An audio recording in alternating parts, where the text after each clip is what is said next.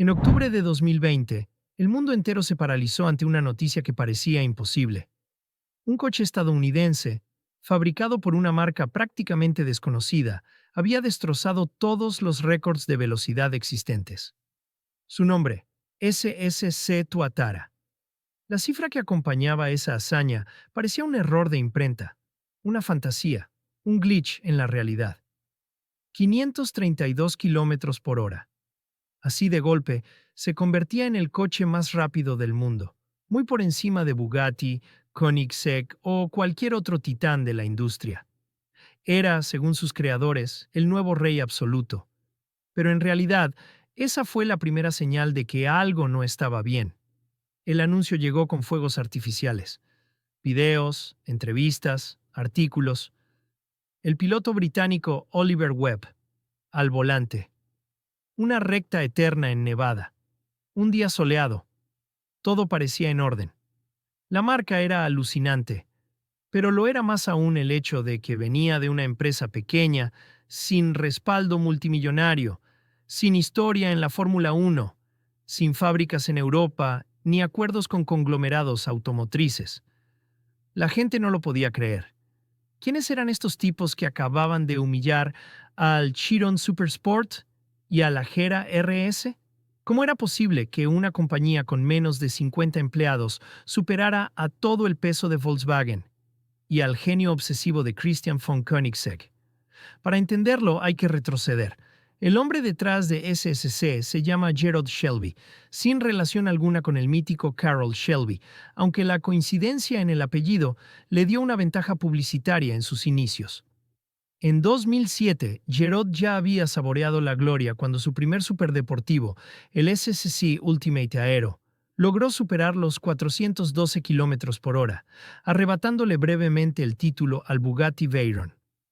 Fue una victoria sorpresiva, casi accidental, pero legítima. Durante un par de años, Estados Unidos pudo decir que tenía el coche más rápido del mundo. Pero la respuesta de Europa no tardó. Bugatti retomó el trono. Koenigsegg se metió en la pelea. Y el nombre de SSC volvió al olvido, arrastrado por la falta de producción, de recursos y de foco mediático. Pero Gerald Shelby no se rindió. Durante años trabajó en secreto en lo que sería su arma definitiva, el Tuatara, una máquina que prometía combinar potencia bruta con tecnología de punta y una aerodinámica que rozaba lo absurdo. Motor GIE 8 biturbo de 5.9 litros, 1750 caballos cuando usaba combustible E85. Caja robotizada con cambios en menos de 100 milisegundos. Un peso ultraligero. Y lo más importante, un coeficiente aerodinámico de 0.2779, más bajo que el de cualquier otro hiperdeportivo en su categoría.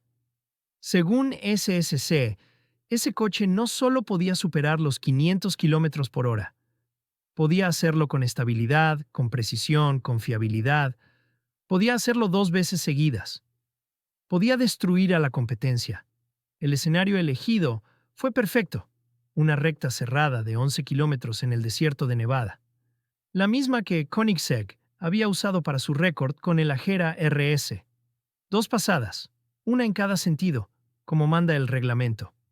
El video publicado mostraba al coche despegando como una flecha blanca, casi sin sonido, cortando el aire con una violencia elegante. El velocímetro digital mostraba una cifra que parecía sacada de un videojuego.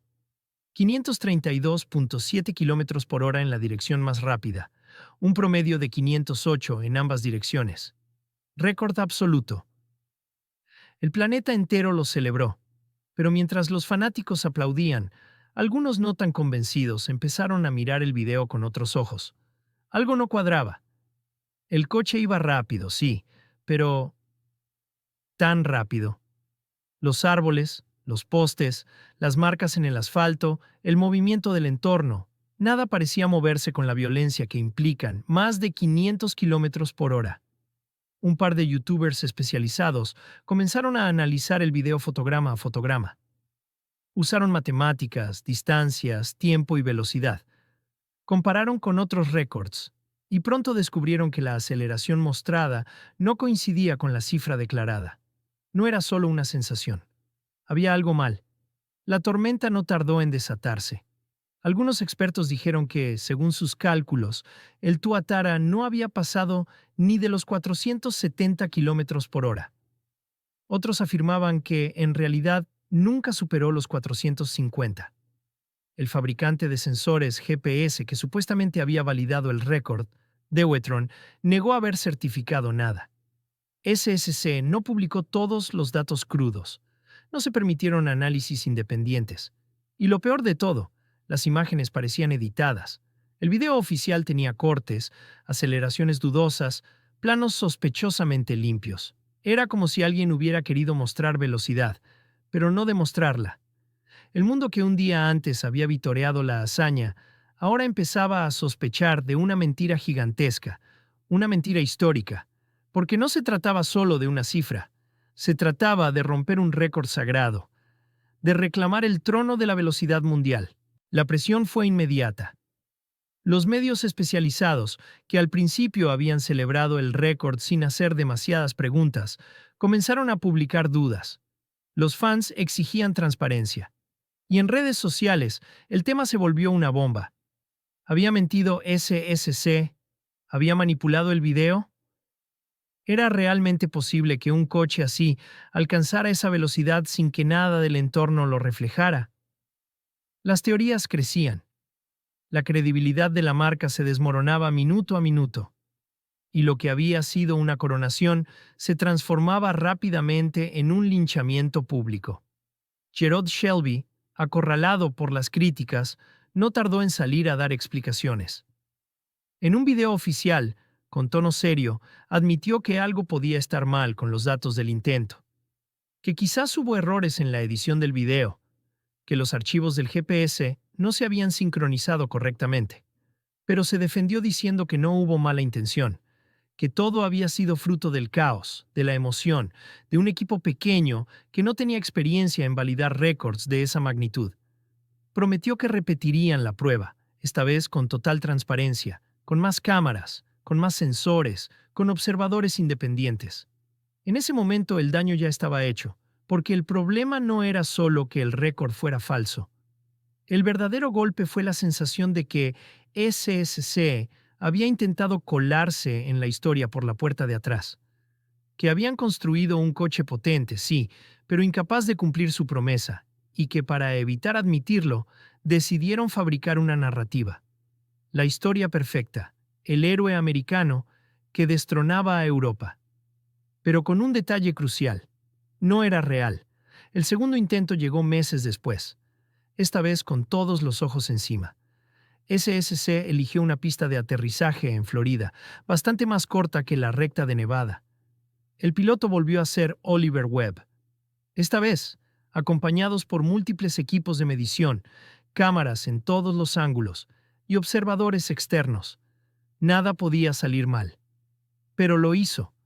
El coche alcanzó unos 450 kilómetros por hora antes de quedarse sin pista.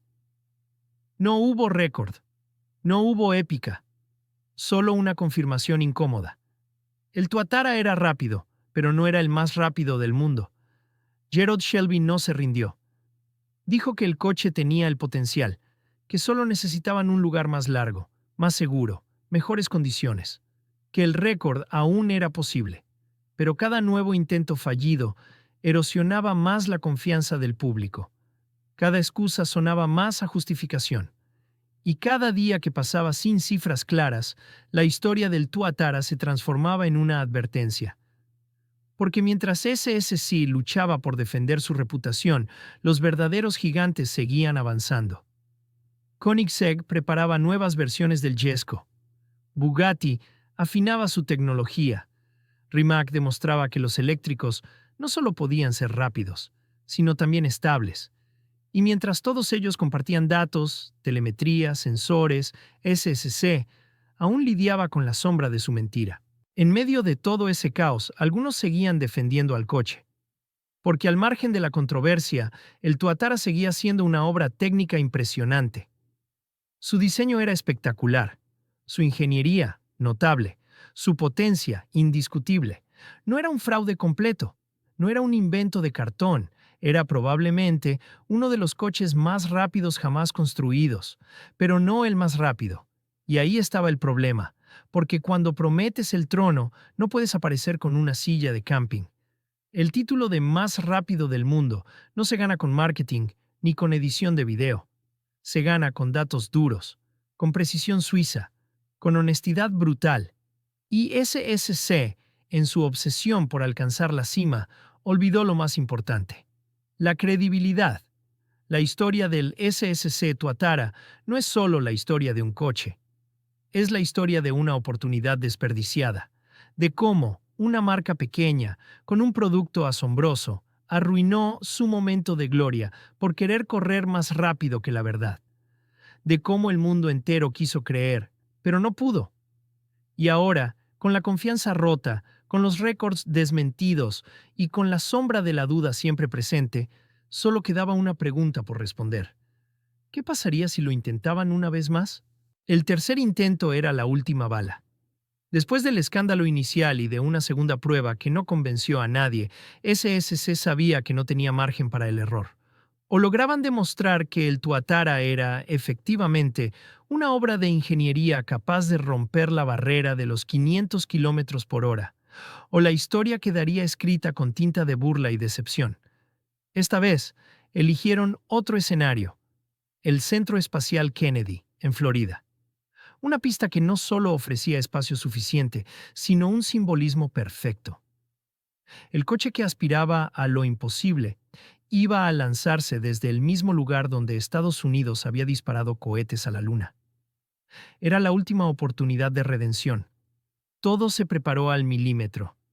Sensores homologados por Race Logic, cámaras en tiempo real, supervisores independientes.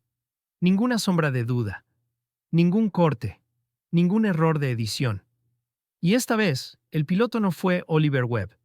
En su lugar, tomó el volante un joven estadounidense llamado Larry Kaplan, que además de piloto era el dueño del coche. Lo que ocurrió fue mucho más sobrio que el espectáculo anterior. Sin bombo, sin fuegos artificiales. Solo un Tuatara blanco deslizándose por la pista como una flecha controlada. Aquel día, el coche alcanzó los 474,8 kilómetros por hora. No era el récord prometido. No eran los 508 del primer intento. Pero esta vez era real. Con ese registro SSC se quedó por debajo de los mejores intentos de Koenigsegg y Bugatti, pero por primera vez demostró que su coche no era un mito. Era una máquina brutal, sí, pero no mágica. El Tuatara pasó de ser una leyenda dudosa a un hiperdeportivo legítimo, aunque manchado para siempre por su ambición desmedida. Habían apuntado al cielo y terminaron estrellados contra sus propias mentiras. Lo que queda de esta historia no es solo un récord frustrado, es una lección, porque en el mundo del automovilismo, la velocidad es una promesa sagrada. No se puede falsificar, no se puede manipular, y cuando alguien lo intenta, el castigo no es solo la vergüenza pública, es el olvido, porque el Tuatara pudo haber sido uno de los grandes, pudo haberse ganado un lugar al lado del Chiron o del Jesko, pero eligió el camino corto, eligió la narrativa antes que la veracidad, eligió ser el más rápido sin probarlo.